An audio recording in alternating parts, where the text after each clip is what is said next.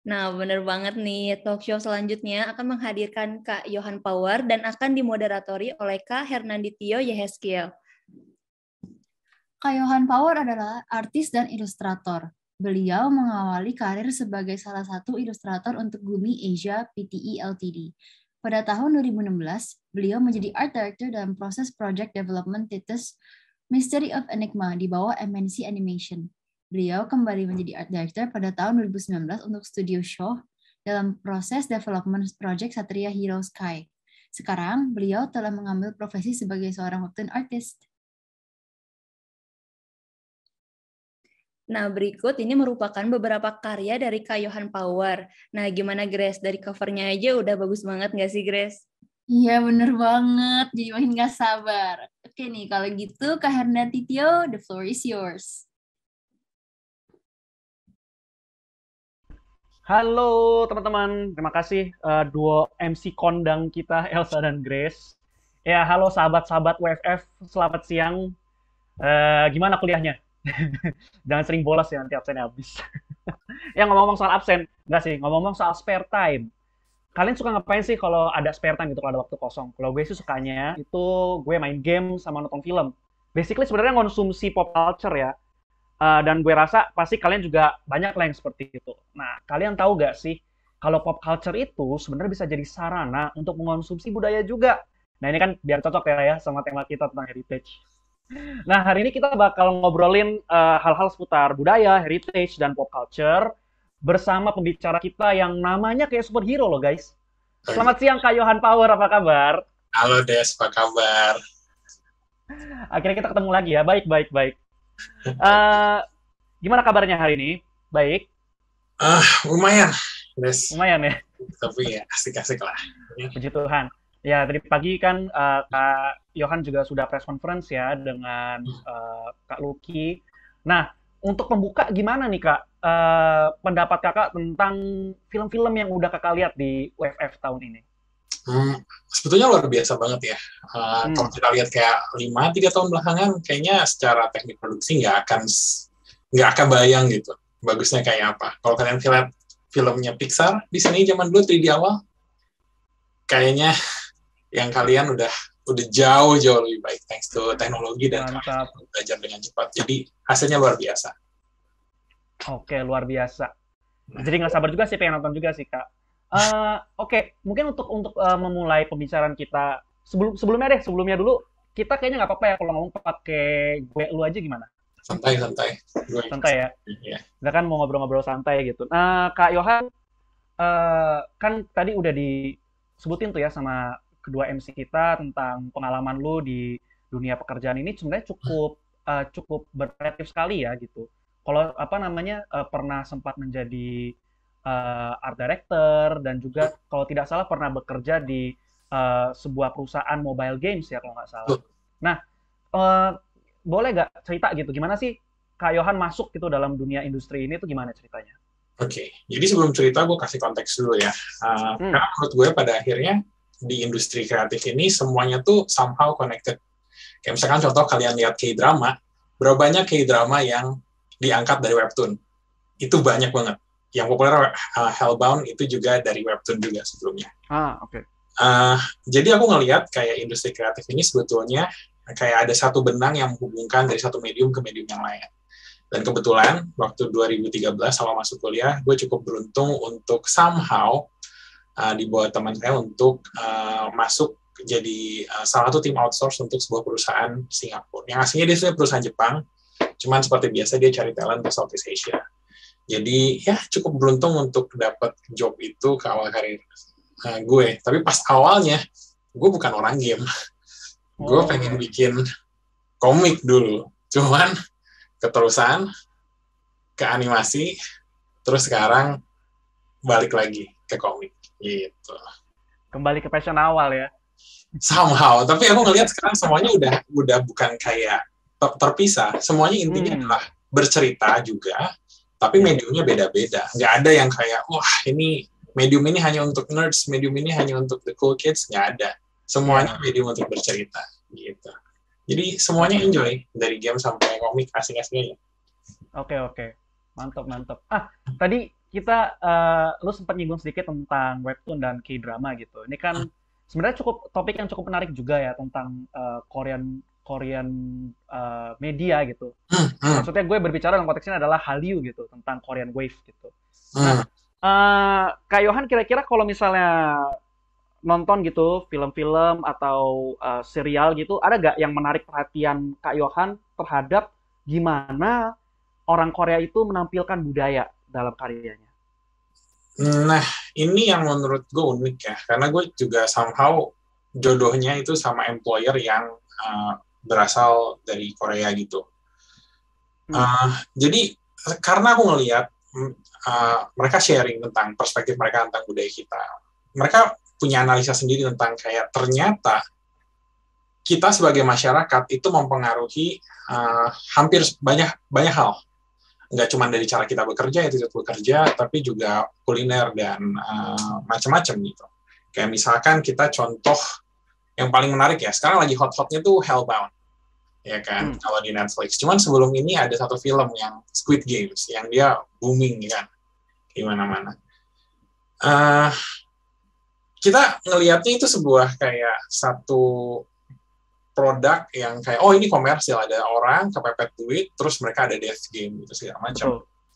Tapi yang kita nggak tahu adalah ternyata topik ini tuh sangat nempel dengan kondisi masyarakat mereka, sama heritage mereka. Kayak contohnya tuh kalau nggak salah tahun 1997 itu ada crash, pokoknya financial issues yang nggak cuma melanda Korea doang, tapi semua ekonomi pecah, kacau semua, dan itu mereka coba recovery. Dan itu tuh ngasih efek berantai, salah satunya ke kondisi ekonomi mereka. Dan di Korea itu sekarang, sampai sekarang masih berlanjut, itu ada debt issue. Dan itu household debt issues. Jadi beda dengan utang perusahaan, di mana muterin uang untuk dapetin lebih banyak uang. Ini utang-utang rumah tangga, kayak individu, kayak lu dan gue. Dan itu tuh udah jadi kayak problem masyarakat dari sejak tahun 2000-an. Bongkarnya di 2000-an. Dan tanpa kita karena bukan bagian dari masyarakat mereka, kita nggak tahu. Tapi topik itu ternyata adalah sesuatu yang bener-bener dekat sama kehidupan mereka sehari-hari. Dan sampai ada banyak, kalau kalian cari di CNA Insider atau apa, kalian cari Korean household debts. Itu parah banget cuy. Dan itu menurut gue sangat-sangat menarik. Gimana hal yang terjadi di masa lalu itu mempengaruhi masyarakat sekarang. Dan entah sadar atau tidak, ya gue rasa kreatornya pasti sadar sih, itu mempengaruhi apa yang mereka ceritakan. Gitu.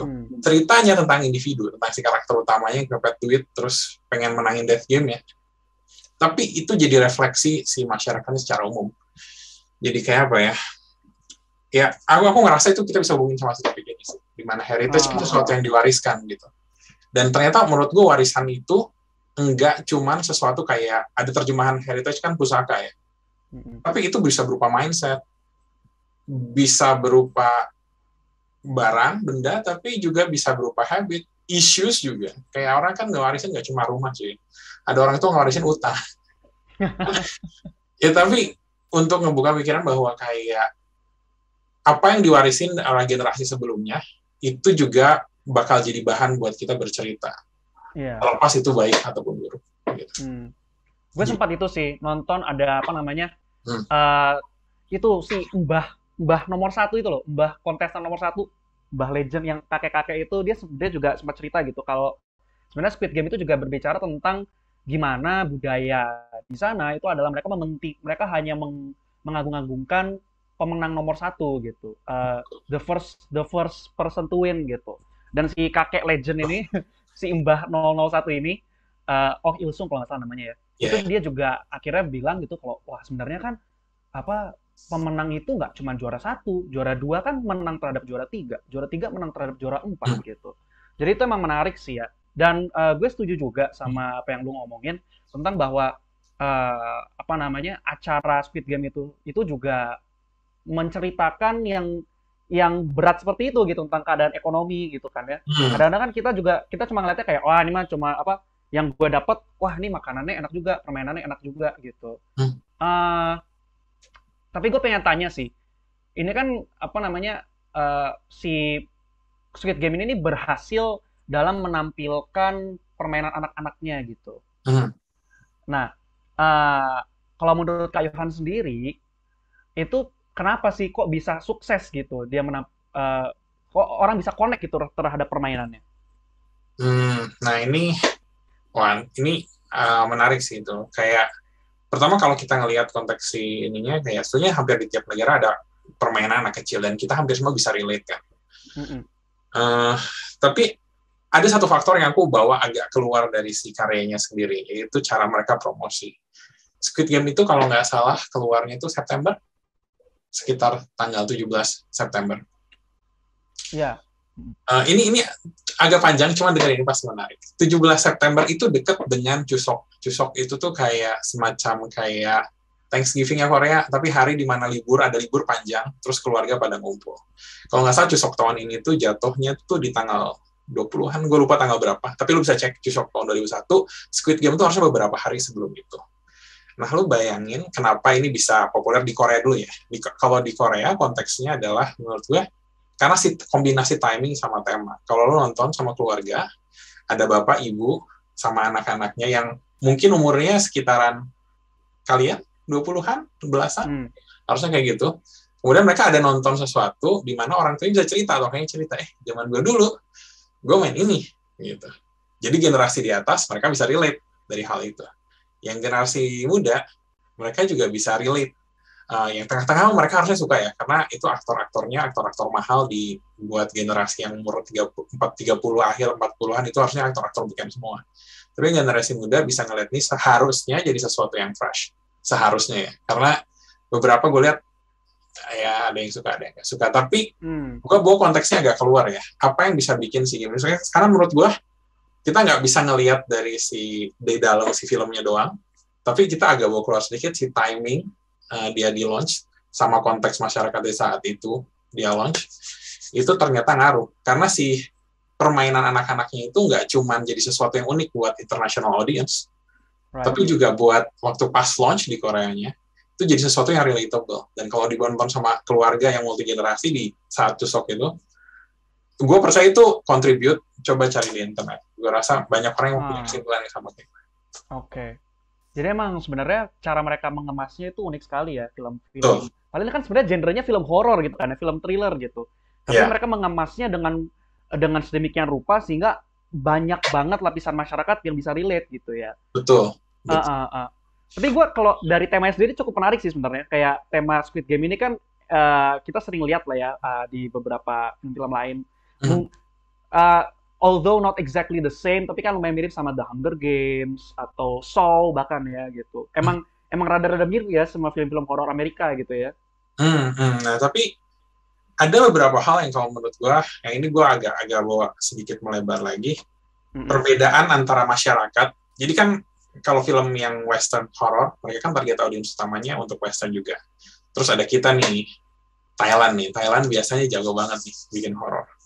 Ada satu perbedaan yang menurut gue sangat-sangat mendasar, yaitu adalah kayak sebagai society, kita tuh dekat banget sama hal-hal yang berbau mistis atau spiritual.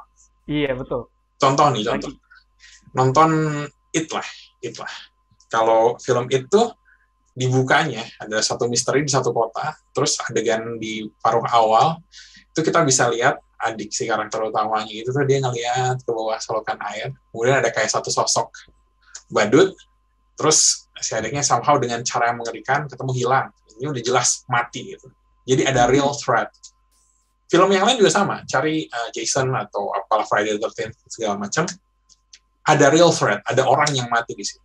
Coba film Indonesia, kita nggak butuh dikasih tahu kayak, oh ada orang yang mati loh sama setan, berapa banyak yang mati gara-gara setan, tapi kita semua tahu secara kolektif sebagai masyarakat, itu jangan lewat daerah situ. Takut ada yang nungguin. Udah, kita nggak butuh di-convince dengan cerita ada orang mati, ngelihat tangan buntu, nggak ada.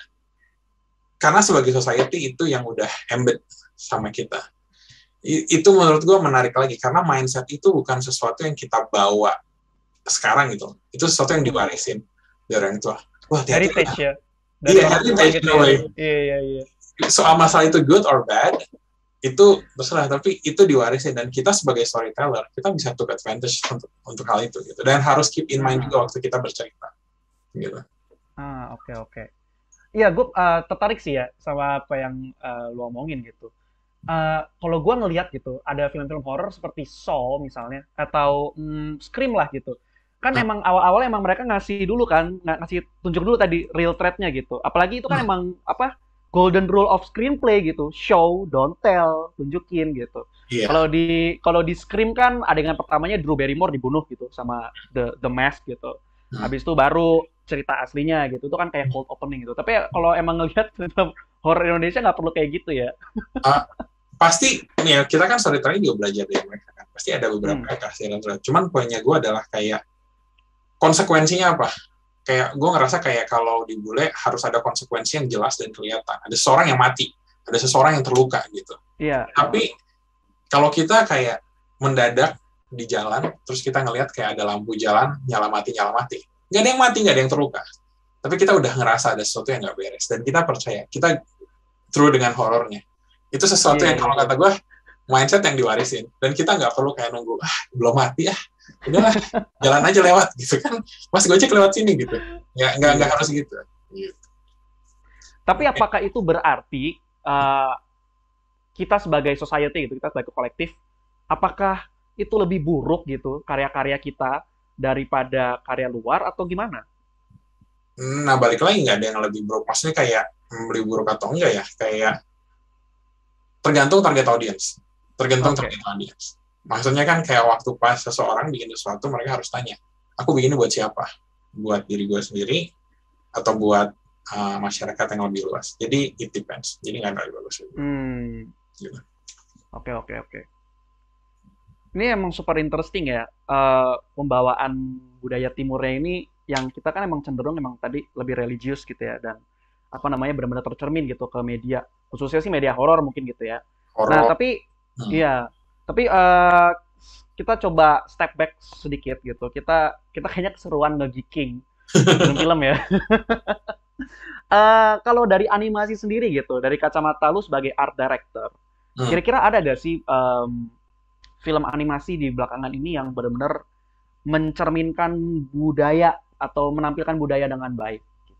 Budaya ya. Mm. Jujur sampai sekarang, gue ambil contoh yang upcoming yang semua orang tunggu-tunggu ya, Nusa dan Kiprahnya. Kalian bisa cari, watch it, itu benar-benar bagus. Kemudian, tapi kalau ada satu dulu tuh ada film namanya Adit Sopojorwo. Ya oke. Iya, terlepas gimana, aku ngerasa kayak ya itu yang Indonesia suka, itu yang orang-orang kita suka. Tapi kita ambil contoh dari negara tetangga lah, Upin Ipin itu menurut gue contoh yang bagus. Jadi kalau menjawab ke lu secara singkat, jawabnya ada. Dan kebetulan promo dikit nggak apa-apa ya. Dulu gue Promo, silakan. di kantor lama, gue ngerjain Satria Hero Sky. Satria Hero Sky ini kan IP yang istilahnya kayak superhero, tapi dia temanya adalah dragon. Dan dragonnya kita ini coba cari balance yang bagus ya, karena ini terinspirasi ada sedikit western, sedikit barat. Jadi hopefully ketika ini kan gue sudah ninggalin projectnya, gue estafetkan ke teman-teman di sana. Hopefully waktu pas jadi, nah ini bisa jadi masuk ke listnya kalian tentang film apa yang bisa menceritakan budaya dengan baik. Satria Hero Sky. Nggak apa ya? Mantap. Plugin. Iya. Tapi gue juga kemarin sempat nonton ya itu ada film animasi yang juga mencoba menggambarkan bukan Indonesia per se sih, tapi the whole Southeast Asian gitu, as a whole gitu. Film Raya ya, The Raya and the Last Dragon gitu.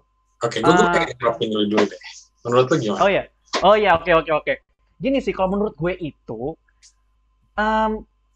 keambiguannya itu sih yang rada gue bukan sesali sih, cuman menurut gue itu interesting point gitu. The ambiguity itu tuh sebenarnya dia bangsa apa gitu. Iya. Iya kan? Ya tapi gue ngerti, maksudnya mereka juga mau yang ngasih tunjuk gitu kalau Southeast Asian tuh banyak banyak budayanya, banyak banyak culture-nya gitu, makanya juga mereka buat kan ada banyak tribes-nya kan gitu. Iya. Tapi kalau gitu sih menurut gue, maksudnya overall bagus gitu. Tapi ya gitu. Kalau menurut lu gimana?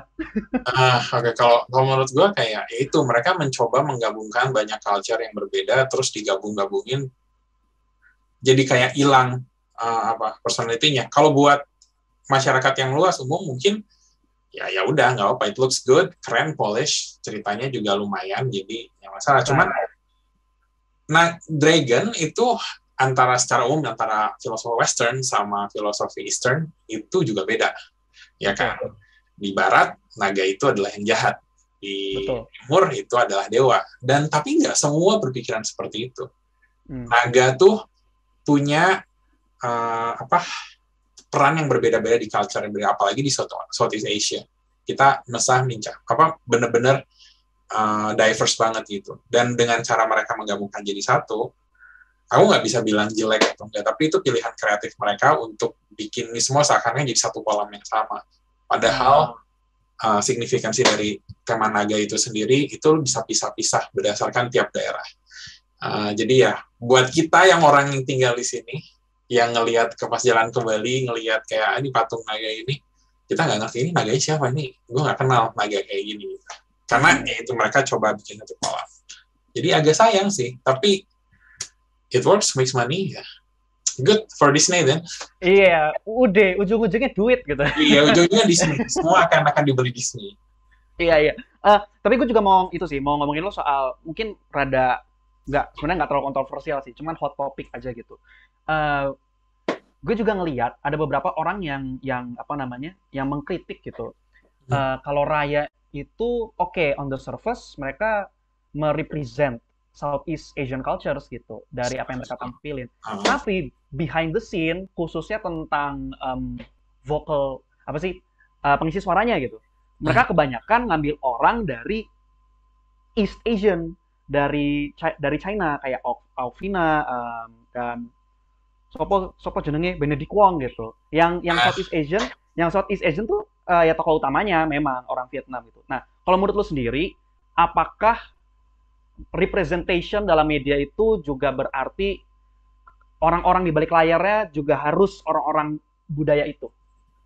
Kamu jangan angkat topik yang berat sekali. Karena gini loh, kita we're trying as a society. Di dunia kita mau try to be as equal as possible. Tapi ini ada pertanyaan yang berat antara kita mau equal untuk opportunity atau equal of outcome. Kayak equal of outcome adalah karena ini tentang Southeast Asia, kita pengen di tiap film minimal harus ada satu orang. Right. East Asia kayak kita lah juga orang banyak itu. Cuman poin gue untuk kondisi sekarang, gue terima kenyataan bahwa talent yang tersedia di sana mungkin baru itu. Oke.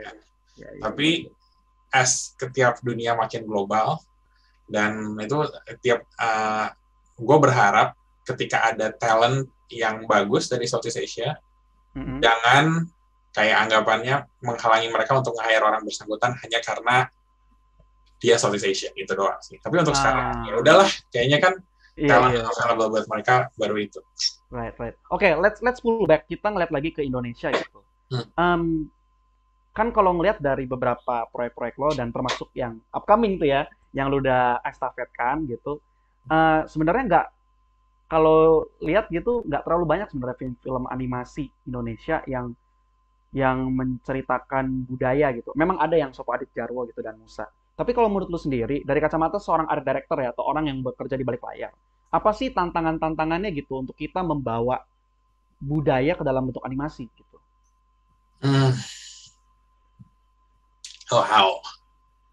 Oke. Ini problem yang gue kan orang belakang layar yang fokus ke production. Tapi kalau menurut gue adalah meyakinkan para pebisnis bahwa it's worth investing good amount of money untuk cerita itu. Kebayang nggak sih? Kayak. Oke. Karena belum ada sampelnya, belum ada contohnya. Jadi mereka nggak bisa menjustifikasi spend money untuk production sebesar itu. Karena animasi itu nggak masalah uangnya aja yang besar, tapi waktu yang dibutuhin. Jadi mereka menunggu 2 tahun, 3 tahun untuk sesuatu yang jadi, dan satu belum tentu sukses gitu. Betul. Di mana metode produksi yang lain tuh dia cycle-nya jauh lebih cepat kan. Itu menurutku yang sulit. Dan satu lagi kalau menurutku itu kan aspek bisnis ya. Kalau dari di belakang layar adalah gue nggak tahu sih, cuman kalau ada yang bisa itu kayak, cuman menurutku aku belum ketemu pre-production untuk animasi yang bisa meyakinkan orang-orang tersebut gitu. Right. Yeah. Okay. Ya maksudnya pre-production itu kayak bikin script, bikin development gitu. Belum ada tim yang sanggup convince orang itu. Apakah ada yang skillful? Gue yakin ada gitu. Tapi tim itu, pre-production itu belum meyakinkan itu untuk convince orang-orang yang orang yang bisa ngasih funding bahwa worth the effort, worth the money, worth the time. Itu sih challenge-nya. Karena talentnya kita udah ada, komplit. Gitu. Betul. Tapi ya, sebetulnya talent emang banyak ya yang kerja di luar juga ya, dari orang Indonesia gitu kan ya. Ya tapi memang, iya sayang aja ya yang lu bilang tadi sih, itu perspektif yang menarik. Salah satunya tuh, alumni MPH kan, Alan. Nanti saya nggak boleh bocorin, cuman dia harusnya ngerjainnya asik ya project-projectnya.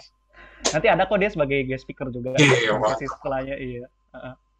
Tapi ya gue setuju sih sama lo, emang kita tuh cycle animation tuh unik ya. Kayak satu film kalau gue lihat bisa cycle-nya 5 tahunan gitu kali ya. Lebih gitu. Maksudnya iya kan ya lama pokoknya. Gitu. Lama gitu ya. Makanya emang butuh sokongan dana yang besar gitu. Tapi itu juga berarti ya kok ya emang ini kan masih media yang baru di Indonesia gitu, dan memang pasti berarti itu kesempatan gitu ya buat kita gitu kan. Iya, kalau kata aku sih kita harus ngelihatnya ini semua ada 2 perspektif kan. Karena ini baru berarti belum ada develop. Ya kita belum ada pembuktian bisa nggak kita sukses atau enggak. Tapi kalau dipikirin adalah kalau lu sukses, generasi siapapun yang sukses generasi sekarang, itu yang akan membuka jalan untuk generasi berikutnya. Lu akan jadi pionir gitu di bidang itu. Gitu. So ya, aku lihat betul. Ini kesempatan.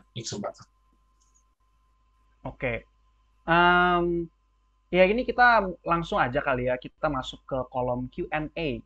Dan buat teman-teman yang mau bertanya, silahkan bertanya di kolom Q&A dan Kak Yohan, nggak gue yang jawab ya, dan Kak Yohan akan menjawabnya. Oke, coba kita lihat dulu, apakah sudah ada.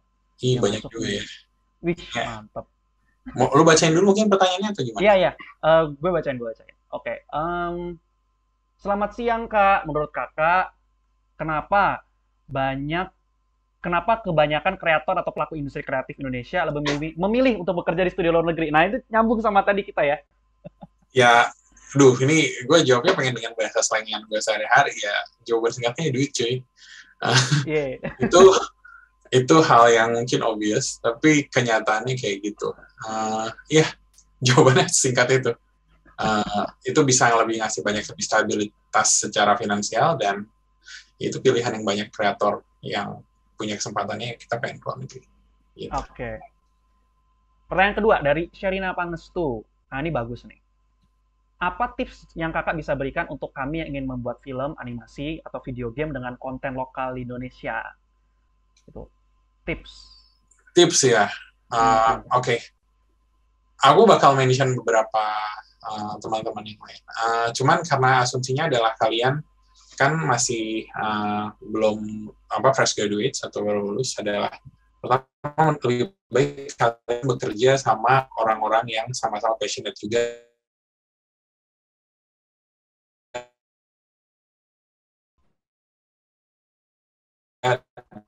Juga terbukti bakal aja realitanya seperti apa. Jadi intinya cari tempat bekerja yang bagus. Kamu bisa aja start bikin your own company or anything, tapi lebih beresiko gitu. Menurut gua mungkin hal yang bagus untuk lu coba bekerja di tempat lain terus sama orang Indonesia yang udah mau mencoba ke arah sana. Mereka akan mengedukasi kamu.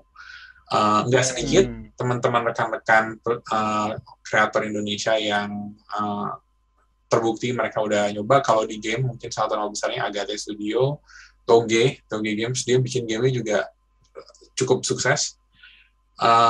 Dan kalau film animasi, kalian coba bekerja sama banyak studio di Indonesia. Ada WWF, ada Studio Show, banyak. Jadi kalian coba di sana, Itu tips yang pertama, karena nanti sisanya ilmu yang lain itu bakal ngikutin sambil jalan setelah kamu bekerja dengan kolega-kolega di sana. Thank you. Oke, ini pertanyaan juga ada, ini juga sesuai sih sama, this is relevant to my interest. Halo Kak Yohan mau bertanya, ini dari Arthur Weasley. Halo Kak Yohan mau bertanya, kira-kira gimana sih cara kita mengangkat unsur culture dalam animasi dengan baik? Apakah unsur culture yang diangkat dalam animasi boleh dimodifikasi dari referensi aslinya gitu? Apakah akan berbahaya jika memodifikasi sebuah culture? Terima kasih. Nah ini mungkin kita bisa itu kali ya. Panjang dalam karakter desain gitu misalnya. Dalam karakter desain kan sempat ada hot topic kayak wah ini apropriasi budaya segala macam gitu. Nah kalau dari kacamata Kak Yohan sendiri gimana? Yang pertama ada satu faktor, kadang sekarang semua orang mencoba kayak calling people out tanpa mereka juga tahu konteksnya. Jadi tapi kalau menurut gue gini, apakah akan berbahaya jika modifikasi sebuah culture? Menurut gue, ya orang pasti berkomentar, tapi nggak ada yang bahaya, karena itu yang kita lakukan sebagai manusia, kan? Kita ada culture dari generasi bapak ibu kita modif untuk kita warisin ke anak cucu kita, kalau kita punya anak, dan kita udah modifikasi sedikit, pasti. Cuman mungkin aku pengen kayak sorot satu hal yang kayak gini. Banyak orang yang tidak tahu kenapa satu budaya ngambil keputusan seperti itu. Ya. Kayak misalkan kayak contoh kayak gini. Makanan lah ya, karena gue senang makanan, gue senang kuliner. Gue pernah ngobrol sama ekspos gue, jadi cerita sedikit. Dia bilang katanya, Han, you know what? You Indonesians are very, very lucky. Why? Yeah, because you won't die due to weather or anything. Maksudnya gue nggak ngerti dia. Dia dulu cerita di Korea tuh winter tuh parah banget. Jadi kalau misalkan lu kere, nggak ada duit, terus lu nggak bisa itu, orang tuh bisa mati karena frostbite. Dan itu no jokes. Dan lu kebayang kayak byproduct dari struggle melawan alam itu kelihatan dari makanan. Saat itu gue hubungin dengan kimchi, karena kimchi itu basically adalah lu cuma bisa nanam dalam 1 tahun hanya berapa bulan, ya terus ada makanan. Nah itu kan hal yang biasa ya, kita sebagai orang makan ya makan kimchi aja. Tapi kalau waktu pas kita tahu bahwa makanan itu ada asal muasalnya, itu kita jadi lebih paham si culture-nya, apa yang menyebabkan si culture itu begitu gitu. Itu kita bicara soal makanan kimchi. Tapi lu kebayangkan output-nya kimchi, tapi ada yang mendasari kenapa si makanan itu lahir, yaitu basically struggle meals. Lu harus bertahan full year, tapi lu cuma bisa nanam cuma sekian bulan. Ada kayak gitu, karena itu cara untuk... Di Indonesia kita punya yang gampang lah, siapa yang suka makanan Sunda secara umum sama makanan Padang misalnya. Ya kan? Makanan Sunda, gue ngomong kayak gini, tapi gue yakin temen yang Sunda kayak, masakan Sunda itu sangat simpel. Lu ada daun di jalan, kasar ya, potong, lo kasih bumbu kacang, terus lo sebut ke makanan. Tapi karena makanannya sudah simple, dan itu aku ngerasa kayak orang Sunda secara umum kayak mereka lebih chill, mereka kayak lebih prihatin atau apa, kayak lo bisa paham maksudnya orang di tanah Parahyangan dari makanannya kan, kayak udah simple aja. Kita bandingin sama Padang gitu. Nah Padang kita ada tahu rendang gitu. Kita mikir kayak rendang outputnya enak, tapi ada alasan kenapa kayak gitu. Karena mereka harus banyakkan salah satu cara ngepreservasi juga. Yang kalau aku ngelihat, kalau ada satu masakan dipreservasi, itu biasanya selain buat out of convenience, itu karena emang mereka butuh survive. Gitu. Jadi, dan lu bisa lihat itu karakteristik itu keluar dari orang-orang dari daerah gitu.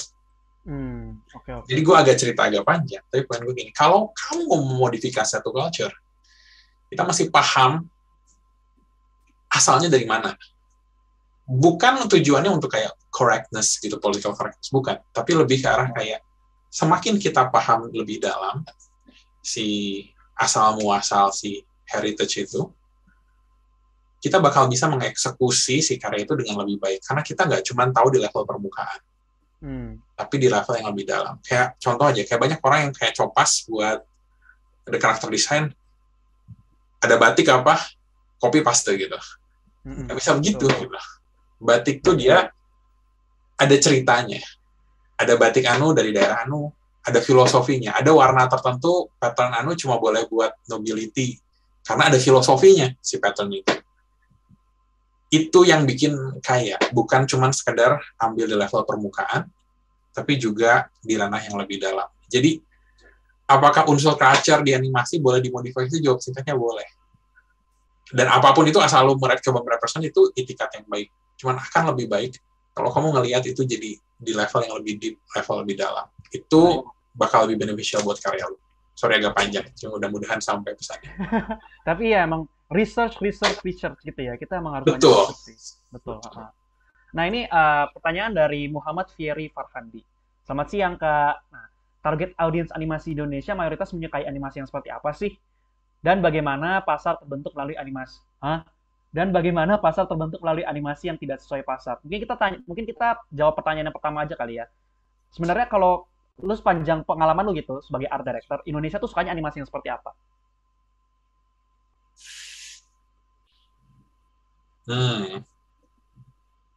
Animasi yang seperti apa? Ntar ya, gue sambil mikir. Animasi yang seperti apa? Indonesia sebetulnya kayak, kalau aku jawab secara singkat ya, Indonesia mungkin di fase dimana secara kolektif, secara umum kita lebih suka komedi, and that's it. Simple. Karena it pains me kayak sebetulnya apapun yang berhasil di luar biasanya berhasil di Indo sih, in a way. Tapi kita sebagai orang-orang kreator Indo, kita belum bisa nemuin celahnya gitu, agak lucu. Tapi kalau aku sempat ngeliat, kayak dulu tuh data tentang IP itu salah satu animasi terpopuler di Indonesia, itu ada beberapa yang gue sambil coba cari datanya biar gue nggak salah ya. Cuman salah satu on top itu adalah Doraemon. Doraemon itu salah satu yang top, dia tidak tergoyahkan selama sekian tahun untuk kayak acara Sunday Morning sampai tahun itu. SpongeBob, Upin Ipin. Tapi yang aku simpulkan dari situ sih, kayaknya daripada sesuatu sesuatu yang kayak secara teknis itu luar biasa, kita lebih suka sesuatu yang lebih enteng dan menghibur sih. Mungkin itu. Slice of life gitu ya kali ya? Ya mungkin. Pokoknya sesuatu yang lebih komedik, lebih santai dan menghibur. Oke, sepertinya emang sebenarnya waktu Q&A kita sudah habis. Nah, untuk closing remarks nih, Kak Yohan. Untuk closing remarks, kira-kira apa harapan buat kita para mahasiswa dan para calon-calon animator dan sinias muda? Ini gue minta waktunya sedikit lagi, cuman harusnya nggak lama. Jujur sih, gue karena gue kan millennials ya, kalian harusnya masuk Zoomers. Sebagai millennials, gue awalnya agak nggak suka dengan tema heritage. Kenapa? Karena gue agak capek dengan generasi ayah ibu gue bilang kayak, oh ini warisan gue, heritage dari gue, coba lu jaga, lu keep. Terus gue hampir mau melakukan hal yang sama ke kalian. Oh ini warisan dari generasi gue, coba keep. Tapi kenyataannya kayak gini. Ini sama seperti sekarang kan, yang megang workforce itu kan generasi millennials. Suatu saat ini akan jadi waktunya buat kalian gitu. Heritage itu silahkan wariskan apa yang menurut kalian perlu aja. Banyak hal yang kita tuh kadang, oh ini warisan dari generasi atas, semua harus dijaga. Nggak gitu. Kalian tuh bisa memilih apa yang mau kalian warisin ke generasi di bawahnya kalian. Salah satunya ya lewat karya gitu. Kalian kritik heritage yang menurut kalian nggak perlu dipertahankan, dan kalian ceritakan berulang-ulang supaya generasi di bawah kalian selalu ingat dengan warisan itu. Jadi sekarang gue ngeliat satu hal yang baru tentang heritage adalah kita tuh nggak perlu hanya karena itu pusaka yang diwarisin dari generasi atasnya kita, bukan berarti semuanya harus diwarisin ke generasi di bawahnya kita. Kita just pick and choose apa yang menurut kita berharga. Dan gue tahu mungkin kayak agak gimana ya, agak nggak bener-bener kayak salur dengan kayak yang biasa orang bicarakan, tapi ya itu. Dan paling untuk kalian ya, untuk bisa ngelakuin itu, coba dengerin, coba pelajari aja heritage, tapi nggak harus semuanya itu kalian bawa dan kalian warisin di generasi berikutnya. Kurang lebih seperti itu. Itu sih. Sorry kalau thank you. Mantap. Terima kasih Kak Yohan. Ini closing remarks-nya profound sekali ya. Dalam juga gitu. Iya, tapi ya pick and choose. Kita kalau misalnya ada yang buruk, it's up to us to break the chain. Gitu ya teman-teman.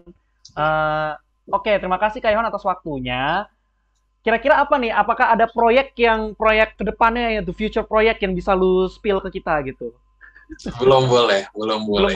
Cuman gue ngasih bilang kayak gini loh. Mungkin karena orang ngerasanya kayak webtoon dengan film suatu yang terpisah, jawaban singkat. Gue pengen kayak ngasih tau kayak enggak. Orang di Korea sana orang sudah sadar bahwa kayak ini adalah pipeline yang bagus untuk bikin suatu di webtoon terus bawa itu ke K-drama. Dari 2000 berapa belas itu udah terjadi, dan tren ini kemungkinan itu juga akan terjadi di Indonesia soon. Jadi mulai dari sekarang baca webtoon aja. Karena bisa jadi webtoon yang kalian baca next diangkat jadi film atau jadi drama. Gitu. Oke. Terima kasih Kak Yohan atas waktunya. Thank you semoga juga, tetap sehat dan selalu sukses dalam pekerjaannya. Amin. Ya. Saya kembalikan ke duo MC kondang kita, Grace dan Elsa, silakan.